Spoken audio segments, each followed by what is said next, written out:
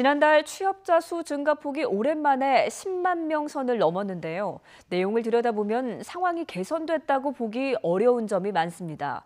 특히 취약계층의 일자리가 급감했는데요. 급격한 최저임금 인상 등이 영향을 미친 것으로 풀이됩니다. 취재기자 연결해서 알아봅니다. 조태영 기자. 네, 경제입니다. 네, 지난달 단순 노무 종사자가 많이 줄어들었다는데 고용 한파가 취약계층을 강타했다 이렇게 봐도 되는 겁니까? 네, 통계청의 경제활동 인구조사 결과를 보면 지난달 단순 노무 종사자로 취업한 사람은 358만 9천 명으로 집계됐습니다. 지난해 10월보다 10만 1,000명이나 줄어든 건데요. 관련 통계를 작성한 2013년 1월 이후 가장 많이 감소한 겁니다. 단순 노무자는 단순하고 일상적이거나 육체적으로 힘을 쓰는 업무를 말하는데요. 한국 표준 직업 분류에서 규정한 4가지 수준 가운데 가장 진입장벽이 낮습니다.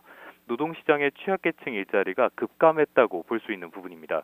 종사 지위로 구분해보면 역시 취약계층에 해당하는 임시 근로자가 1년 전보다 11만 6천 명 줄었습니다. 교육 수준 측면에서도 대졸 이상 고학력 취업자는 1년 전보다 47만 8천 명 증가했지만 고졸 이하 학력 취업자는 31만 4천 명이나 감소했습니다. 지난달 전체 취업자는 1년 전보다 16만 5천 명 늘어 10개월 만에 최대치를 기록했는데요. 다만 취약계층의 고용 한파는 갈수록 심해지는 모양새입니다.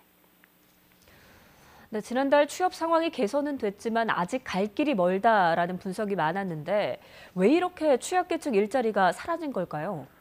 먼저 통계청 설명을 보면요. 단순 노무 종사자는 상대적으로 한계점에 가까이 있는 근로자로 여겨집니다.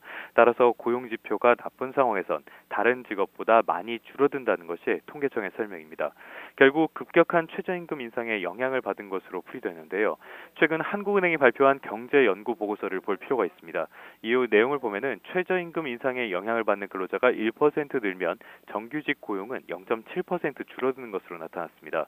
임시 일용 근로자는 무려 4.3%나 급감했는데요. 소득 역시 전체 근로자에게는 도움이 되지만 기업이 인원과 또 근로시간을 줄이면서 임시 일용 근로자는 오히려 소득이 줄어드는 모습을 보였습니다. 이 연구는 2011년에서 2016년 자료를 기반으로 이루어졌습니다.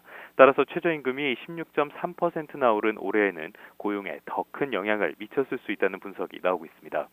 지금까지 경제부에서 YTN 조태현입니다.